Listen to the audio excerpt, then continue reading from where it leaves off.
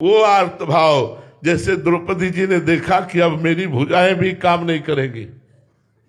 पांडव तो गर्दन नीची किए हैं, भीष्म आदि उत्तर नहीं दे रहे, 10,000 हाथियों का बल रखने वाला दुशासन खींच रहा है, अब मेरी भुजा भी काम नहीं करेगी। पुकारा, हे द्वारिकाधीश। बस यही भुजा में ही भगवान का अवतार हो गया, वस्त्रावतार, और 10,000 हाथियों का बल रखने वाला परास्त हो गया। लेकिन द्रौपदी का वस्त्र नहीं था।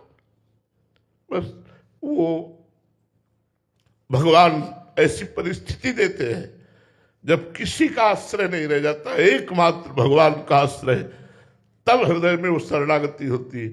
अब मुझे कोई परवाह नहीं है, ये मैं केवल बातें नहीं बना रहा हूं, हृदय की बात कह रहा हूं।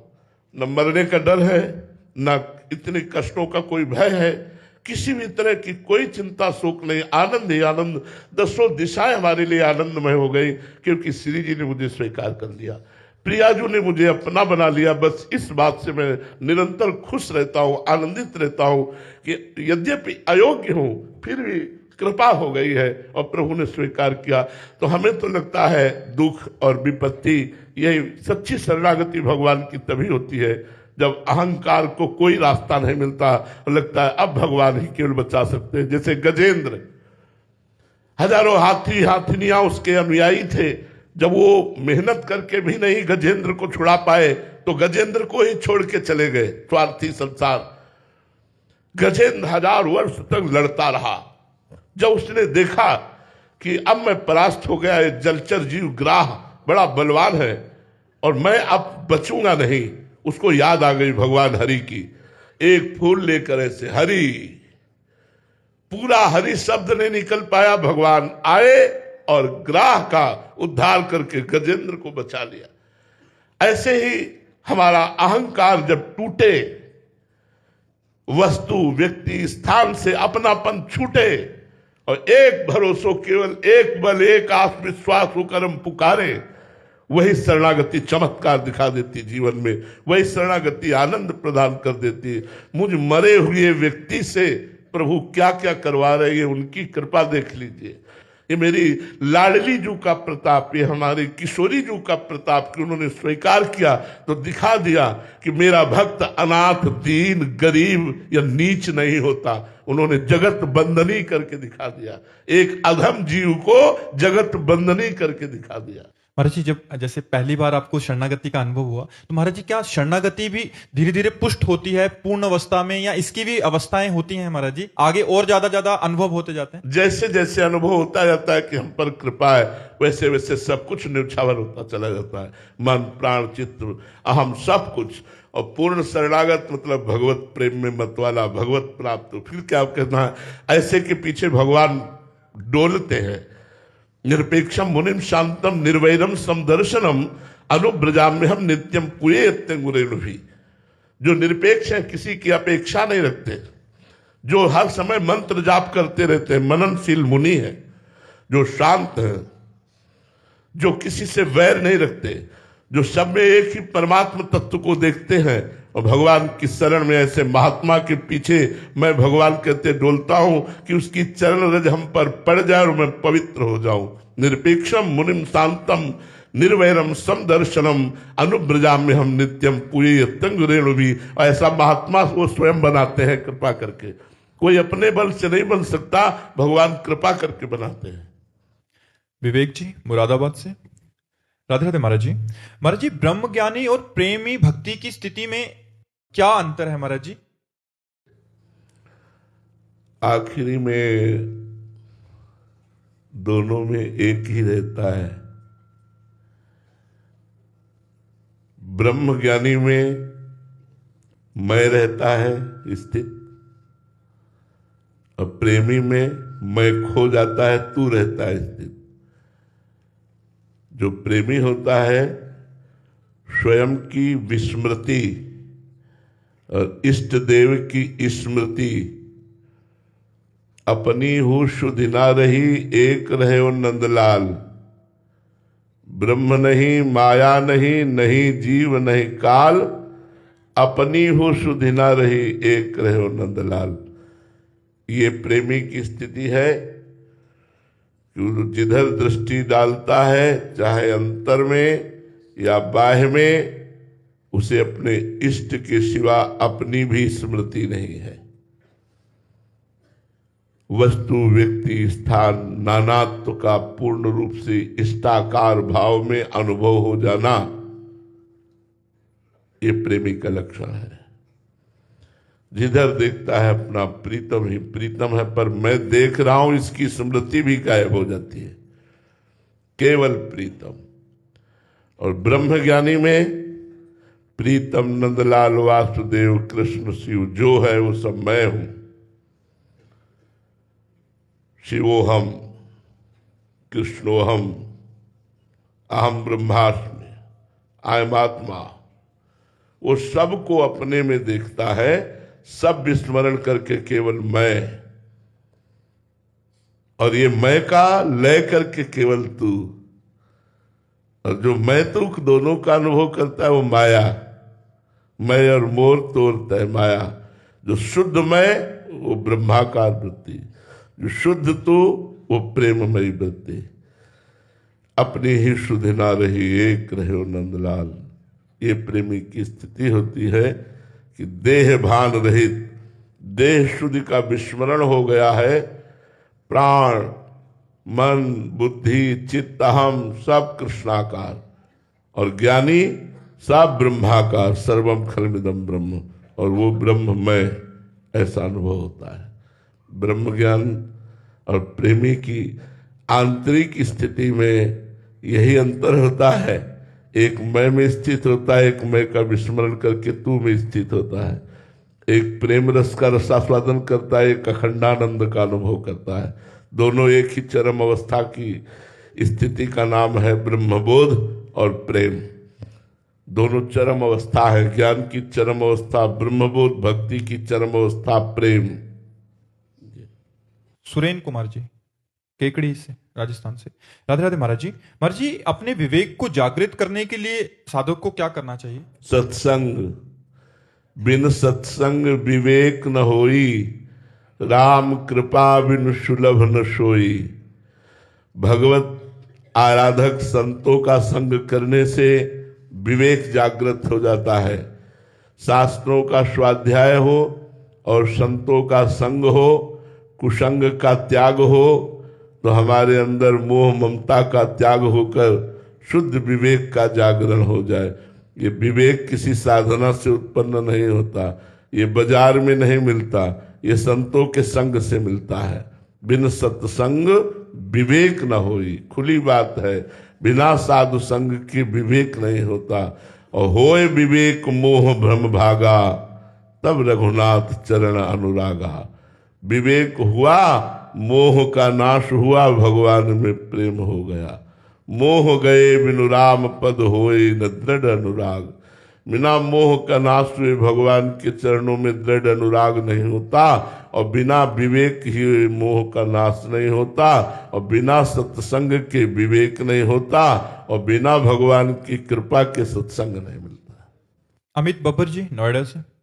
राधे राधे महाराज जी। महाराज जी, आपके प्रवचन में अनेक बार सुना है कि उच्च कोटि के संत जनों को भी परीक्षाएं देनी पड़ती हैं, दुख तकलीफ का सामना करना पड़ता है, लेकिन उनकी मनस्थिति कभी डमाडोल नहीं होती। वो किसी भी बीमारी, दुख को आभास अंदर नहीं आता। महाराज जी, ऐसी मनस्थिति साधक की कैसे हो? महाराज, भजन से बनती है। जब तक देह में मन लगा रहता है, तब तक वो उच्च कोटि का संत नहीं होता। और जब मन भगवान में लग गया, सावई मना कृष्ण पदारविंदयो, तो दुख सुख का अनुभव करने वाला मन था। अब वो मन प्रभु के चरणों में लग गया, तो सांसारिक सुख दुख का अनुभव कौन करे? इसलिए भान तो होता है कि ये पीड़ा हो रही है, ये परेशानी है, लेकिन व्यथा नहीं होती, क्योंकि मन तो वहां है जहां प्रभु विराजमान है, और प्रभु आनंद समुद्र है। इसलिए मन आनंद में अटखेलियां करता रहता है, और शरीर विविध प्रकार की पीड़ाओं से युक्त होने पर भी कोई फर्क नहीं पड़ता। ये भजन से स्थिति आएगी। भजन करते करते मन भगवदाकार हो जाए तो फिर इनका कोई प्रभाव, शरीर की स्थितियों का कोई प्रभाव नहीं पड़ता। नहीं तो शरीर में अगर थोड़ा भी कष्ट हो तो मन भजन छोड़ करके कष्ट ही का चिंतन करता है। थोड़ी भी समस्या हो तो भजन छोड़कर समस्या का चिंतन करता है। जब भजन के द्वारा मन भगवदाकार कर लिया जाता है, मन कृष्णाकार हो जाता है, तब फिर ये स्थिति होती है कि शरीर में पीड़ा है, शरीर सड़ रहा है, या पूजा की जा रही है या पीटा जा रहा है, लेकिन उसके मन को आनंद है। मेरो मन आनंद, मन में आनंद है। क्यों? मन आनंद सिंधु में है, नाशवान शरीर में नहीं है। अब ये भजन के द्वारा ही होगा, ये बातों से तो होने वाला है नहीं। जितना भजन करके भगवद आश्रय दृढ़ कर लिया जाता है, उतना शरीर में, हमने आंखों से देखा है, इतने पैर में पूरे कीड़े ही कीड़े, मतलब रोमांच हो गया देख करके उनको। और वो मुस्कुरा के बात कर रहे थे, हमारे हाय हाय मच गई। यही हितधाम में थे, परिक्रमा में वो आ रहे थे, बीच बीच में वो चीख पड़ते थे राधे, तो उनकी चीख से ऐसा लग रहा था इनको पीड़ा है। तो बाहर निकले, रात्रि का समय था, एकांत, तो लगड़ा रहे थे, तो हमें लगा पैर में कोई चोट हो। जब पैर को देखा तो कीड़े ही कीड़े, हमारे तो एकदम शरीर कांप गया कि एक चींटी काटे तो ऐसा नहीं हो जाता, इतने कीड़े। उनसे कहा बैठ जाइए, बैठ गए। थोड़ा कुछ प्रसाद पा लीजिए, तो लड्डू आदि श्री जी के भोग के लिए रहता था, नॉर्मल होके प्रसाद पा रहे हैं। महाराज जी आपको कर, बोले प्रारब्ध भोग है, प्रारब्ध भोग। गजब की स्थिति, गजब की स्थिति, गजब। हमारी तो मतलब सोच करके शरीर कांप जाए, लाखों कीड़े बड़े मोटे मोटे पैर में, और वो ऐसे नॉर्मल बात कर रहे थे, बीच बीच में राधे। गजब की स्थिति महापुरुषों में देखी गई, क्योंकि शरीर से परे मन सच्चिदानंद में डूब गया।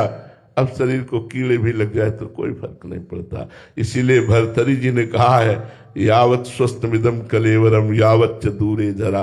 जब तक तुम्हारा शरीर स्वस्थ है, बुढ़ापा नहीं आ रहा है, तब तक भजन के द्वारा ऐसी स्थिति बना लो, नहीं तो बड़ी दुर्गति है। ये मनुष्य शरीर केवल भगवत प्राप्ति के लिए मिला है। यदि भगवत प्राप्ति नहीं कर पाए तो कम से कम इतना भजन तो बनी जाए कि हम अगला जन्म फिर मनुष्य का पावे और प्रभु की आराधना करके इस दुखद माया से मुक्त हो जाए। ये बड़ी दुख देने वाली माया है। पूरा जन्म प्लान ही प्लान करते हुए सबके बीत रहे हैं। ये बन गया, ये बना लूंगा, ये कमा लिया, ये कमा लूंगा, ये भोग लिया, ये भोग लूंगा, ये खा लिया, ये खा लूंगा, ये देख लिया, ये देख लूंगा, और मर जाते हैं, कुछ नहीं हाथ लगता। अगर राधा राधा राधा राधा राधा, अब सही कमाई, अब सही आपकी मंजिल है। अगर मर भी गए तो ये राधा नाम अगला जन्म तुम्हें फिर मनुष्य का दिलाएगा और भजन करने की योग्यता तुम में आएगी। ये बड़ा दुखमय संसार है भाई। बिना भजन के इस दुख से नहीं बच सकते, चाहे जो उपाय कर लो। इस दान पुण्य से दुख नहीं निपटने वाला। पानी मथने से भले घी निकल आवे, बालू पेरने से भले तेल निकल आवे, पर बिना भजन के इस संसार दुखालय से आप नहीं तर सकते। बारी मथे घृत होए बरु, सिकताते बरु तेल, बिनु हरि भजन न भवतरी, यह सिद्धांत प्रेल। तो भजन से एक ऐसी स्थिति प्राप्त होती है कि शरीर यद्यपि दुख में है पर मन आनंद में है। ये समझे में नहीं आएगा कि शरीर दुख में है, मन आनंद में कैसे हो सकता है? क्योंकि मन आनंद सिंधु भगवान में है, शरीर में नहीं है। शरीर शुद्धि से, शरीर स्थिति से ऊपर जब मन उठ जाता है तब ये स्थिति होती है, नहीं तो शरीर के दुख सुख का ही चिंतन करता रहता है मन। कमल शर्मा जी, सूरतगढ़ से। राधे राधे महाराज जी। महाराज जी, आपके श्रीमुख से सुना है कि ईश्वर की सच्ची शरणागति या प्राप्ति कृपा से होती है। महाराज जी, मेरा प्रश्न है कि भगवत प्राप्ति हेतु सच्ची शरणागति जीवन की अनुकूल परिस्थितियों में होती है अथवा प्रतिकूल परिस्थितियों में? ये कहीं नहीं जा सकते, पर जरूर इतनी हम प्रार्थना कर सकते हैं कि प्रतिकूल परिस्थिति में होती है। पहला उत्तर, ये कहीं नहीं जा सकती। करुणा निधान भगवान कैसे किसके चित्त को खींच ले। पर दूसरी सिद्धांत की बात, प्रतिकूलता में शरणागति होती है। ये जो अनुकूल व्यवस्था, अनुकूल परिस्थिति, तो उस भजन में वो दम नहीं है, उस पुकार में वो दम नहीं है जो भगवान के काल तक पहुंचे। हमारी बात समझना। एक बार जिन नाम लिए हित सो होए अति दीन, ताको संग न छाणही ध्रुव अपनो कर लीन। एक बार वो आर्त भाव, जब सब जगह से ठोकर खा करके कोई साथ देने वाला नहीं और अपनी भी सामर्थ्य नहीं रह जाती, तब जो शरणागति होती है वो धन्य कर देती है। और वो शरणागति होती है प्रतिकूलता में। आज तक प्रायः, वैसे हमने पहला उत्तर दिया है कि यह सिद्धांत नहीं है, भगवान किसी के चित्त को कभी भी चुरा सकते हैं, कभी भी उसको विवेक जागृत हो सकता है, लेकिन प्रायः उच्च कोटि की शरणागति विपरीत परिस्थिति में, अव्यवस्था में, तिरस्कार में, अपमान में, प्रतिकूलता में, दुख में ही हुई है, विपरीत परिस्थिति में। महाराज जी, एक साधक का एक प्रश्न था कि 84 जी के मानसिक पाठ का प्रयास किया जाता है, जब बीच में किसी कार्य या बातचीत में लग जाते हैं तो पाठ आगे नहीं बढ़ता, तो 2-3 शब्द या आधी अधूरी पंक्ति ही मन में बार बार चलती रहती है। महाराज जी, क्या ये भी नाम जप के बराबर ही है? हाँ, बिल्कुल नाम जप के बराबर है। कहत हरिवंश हरिवंश हरिवंश हित, जपत हरिवंश हरिवंश बानी। श्याम श्यामा प्रगट प्रगट अक्षर निकट, प्रगट रस स्रवत अति मधुर बानी। सो जुबानी रसिक नित्य निस दिन, रटत कहत और सुनत रस रीत जानी। ताहि तजियोर गाउन कमहु कछु, प्राण रमिरहि हरिवंश बानी।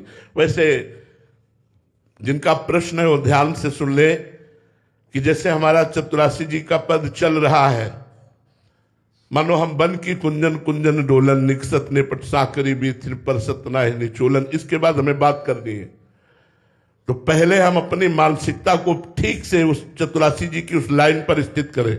निकसत निपट साकरी बीथिन परसत नाहि निचोलन।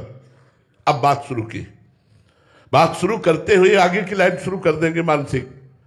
प्रातः काल रजनी सब जागे, सूचत सुख दृग लोलन।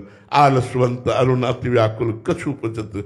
फिर बात करनी है, फिर रोक दिया, फिर उसी लाइन पर दृष्टि रखा। ऐसा होता है। तो यदि हम एक लाइन को भी 100 बार करते हैं तो वो मंत्र के बराबर फल प्रदान करने वाली होती है। उसमें कोई अंतर नहीं, नाम वाणी में कोई अंतर नहीं, मंत्र वाणी में कोई अंतर नहीं। 84 जी की पंक्ति और निज मंत्र में कोई अंतर नहीं है। यदि आप एक ही पंक्ति 1000 बार बनी वृषभानुनंदनी आज, बनी वृषभानुनंदनी आज, बनी वृषभानुनंदनी, तो मानो आपका निज मंत्र चल रहा है। आप बिल्कुल परेशान मत होइए। 84 जी के एक एक अक्षर में श्यामा श्याम विराजमान। श्याम श्यामा प्रगट प्रगट अक्षर निकट, शब्द नहीं अक्षर, प्रगट अक्षर निकट, प्रगट रस स्रवत अति मधुर बानी। सोजु बानी रसिक नित्य निस्दिन, रात दिन रटत कहत और सुनत रस रीत जानी। ताहि तजी और गाउन कभू कछु, प्राण रमिरहि हरिवंश बानी। 84 जी का पाठ मानसिक कर ले तो जय जय, गान करे तो क्या कहना है, मानसिक कर ले तो बहुत बड़ी बात है। क्योंकि मन से 84 जी की आवृत्ति करना ये बहुत बड़ी बात है। और जो भी साधक के कर रहे हैं खूब उनको प्रोत्साहन देते हैं कि आप करो, निश्चित निकुंज में जाने की तैयारी हो रही है। यदि मानसिक 84 जी का पाठ हो रहा है तो हम निकुंज में तैयारी कर रहे हैं मन को पहुंचाने की। पूरन राम जी पंजाब से। राधे राधे महाराज जी। महाराज जी, शरीर पिछले 1.5 साल से आपकी कांतिक वार्तालाप सुन रहा है, बहुत परिवर्तन जीवन में आया है। महाराज जी, मेरा प्रश्न है कि हम सबको पता है कि एक दिन मरना है, परंतु जीते जी मरना कैसा होता है महाराज जी, ये समझ नहीं पाया। ऐसे यहीं से शुरू होता है जीते जी मरना, गुरु की शरणागति से।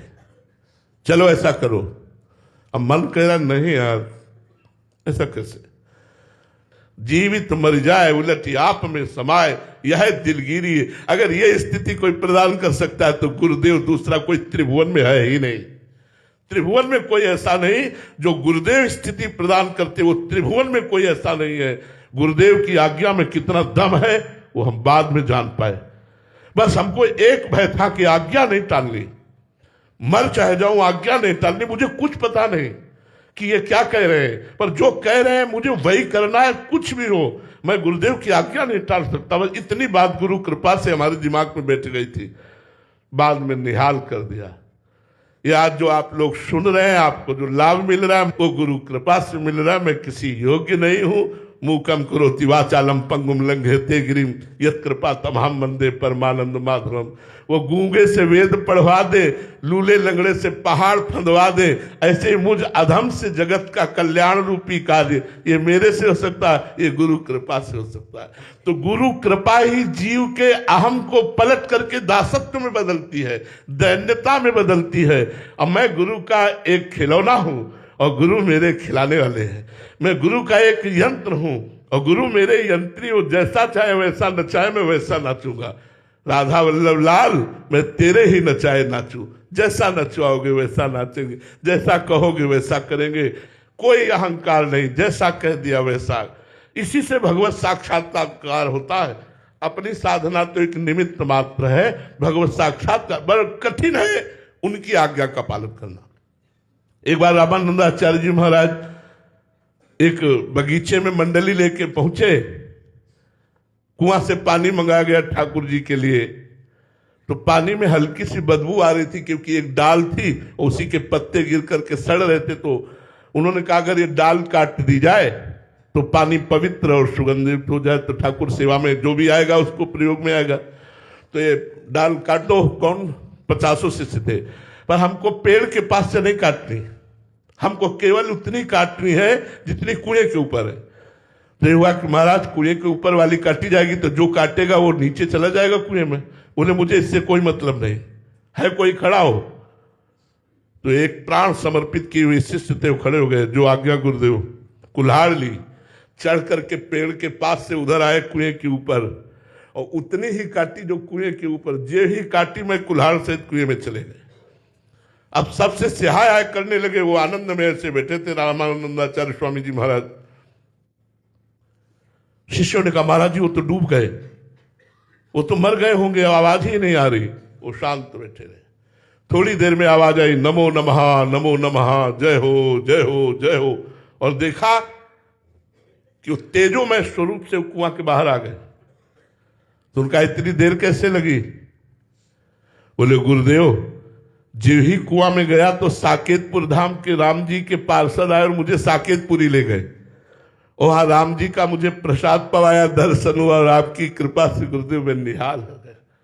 अब सबके मन में ललक लगी कि यार राम जी के दर्शन के लिए तो बाबा जी बने थे, अगर हम गुरुदेव की बात मान लेते, प्राण अर्पित कर दिया तो भगवान का साक्षात्कार हो गया।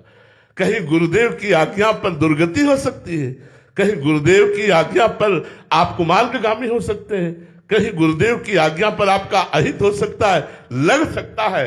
लेकिन जितनी कृपा होती है वो गुरुदेव की आज्ञा में होती है। बहुत कठिन है जब गुरुदेव अपमान करे हम सह जाए। एकांत में अपमान करें तो चल जाएगा, जब सभा में अपमान करें गुरुदेव और हम सह जाए, तभी माना जाएगा कि हम शिष्य हैं। सभा में अपमानित कर रहे हो, हाथ जोड़े, बिल्कुल मेरे मालिक जैसा आपका, मैं आपका गुलाम हूं, मैं आपका दास हूं, इतना भाव, मैं आपका हूं। बेमतलब अपमानित कर रहे हैं, फिर भी हाथ जोड़े, जी जी जी, तुम नीच हो जी, तुम अधम हो जी, वही दरवाजे पे बैठ। ऐसे को भगवान प्राप्त होते हैं। ऐसे को कहा जाता है जीवित मर जाए उलट आप में समाये, जैसा गुरुदेव चाहे। ये गुरुदेव ही कर सकते, भगवान नहीं। भगवान को करना होता तो बहुत जन्मों से हमारे हृदय में बैठे अब तक कर दिए होते। इसीलिए मोरे मन प्रभु से विश्वासा, राम ते अधिक राम कर दासा। भगवान से भी बढ़ करके गुरुदेव को इसीलिए कहा गया कि जो काम भगवान हृदय में बैठ के नहीं कर सके, वही भगवान गुरुदेव के रूप में जब बाहर आए तो सब बात बन गई। तो गुरुदेव को भगवान से श्रेष्ठ मानकर उनकी आज्ञा का पालन करते हुए जो चलता है, वही बहुत जल्दी श्री जी का कृपा पात्र बन जाता है। लाडली जी उसे दुलार करने लगते हैं। सौम्या जी फर्रुखाबाद से। राधे राधे महाराज जी। महाराज जी, एक सच्चा और आज्ञाकारी शिष्य कौन होता है? जो अहंकार को गुरुदेव के चरणों में समर्पित कर दिया। सच्चा और आज्ञाकारी वही है जो अहंकार को गुरुदेव के चरणों में समर्पित कर दिया। अहंकार ही बुद्धि चलवाता है। हमारे गुरुदेव भगवान ऐसा बोले तो हम लोग अपने गुरुदेव से कैसे बात करने लगते हैं? गुरुदेव ने कोई आज्ञा करी, ऐसा महाराज जी आप नहीं समझते हो, देखो आप ऐसे से नहीं। गुरु के वचन ब्रह्म वाक्य है, वेद वाक्य है, शास्त्र है। गुरु के वचन शास्त्र है, ब्रह्म वाक्य है, वेद वाक्य है। अगर वो कहते हैं तो तुरंत उस पर अमल करना, ये हमारे सौभाग्य का विषय होगा। ये संसारी लोग नहीं जानते हैं। जब संत आज्ञा करते हैं तो विशेष कृपा करके आज्ञा करते हैं, ऐसे नहीं करते। हम उनकी बात नहीं करते जो दंभ करते हैं, पाखंड करते हैं, जो नाना प्रकार के वेश धर कर इस वेश को बदनाम करते हैं, हम उनकी बातें नहीं करते। हम संत की बात कर रहे हैं। संत जब कृपा करते हैं तो कोई आदेश करते हैं, संत जब कृपा करते हैं तो कोई उपदेश करते हैं। उस समय अपने मन को एकाग्र करके, अहंकार का त्याग करके उनकी बात मान लेनी चाहिए।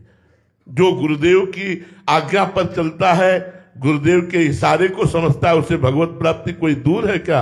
वो तो भगवत प्राप्त ही है, क्योंकि अपने साक्षात परब्रह्म परमात्मा स्वरूप गुरुदेव को सामने देखता है और उनकी आज्ञा का पालन करता है। जो शिष्य गुरुदेव की आज्ञा में बुद्धि लगाए महाराज जी, उसका क्या? उसमें पतन होने की संभावना है। गुरुदेव की आज्ञा में बुद्धि लगाने से पतन होने की संभावना है, क्योंकि वो बात समझ में नहीं आएगी। हमारी बुद्धि प्राकृतिक है, मानुषिक है। गुरुदेव किस धरा की आज्ञा दे रहे हैं, और हमें अगर अपनी बुद्धि का भरोसा होता तो अब तक कल्याण हो जाता ना। तो दो ही चीजें तो हमें फंसाए हुए, मन और बुद्धि। तो भगवान जगत गुरु श्री कृष्ण चंद्र जी कह रहे हैं, मय्येव मन आधत स्व मयि बुद्धि निवेशय निवश्यसि मय्येव अत ऊर्ध्वं न संशया। हे अर्जुन, यदि तुम अपना मन और बुद्धि हमको दे दो, मेरे में लगा दो, तो तुम मेरे में निवास करोगे, इसमें कोई संशय नहीं है। तो हम गुरुदेव को अपना मन और बुद्धि प्रदान करते हैं। देखो, हम सांसारिक संबंधों का इतना महत्व रखते हैं, भाई के लिए, पत्नी के लिए, पुत्र के लिए, पति के लिए, और गुरु साक्षात परब्रह्म, वहां बुद्धि लगाए, वहां बुद्धि लगाए। गुरुदेव करुणा करके कोई आदेश कर दिए, वह हम बुद्धि लगाए तो हमारे पतन का मार्ग हो जाएगा। बिनहि विचार करी शुभ जानी, गुरुदेव के लिए आया है, बिनहि विचार करी शुभ जानी।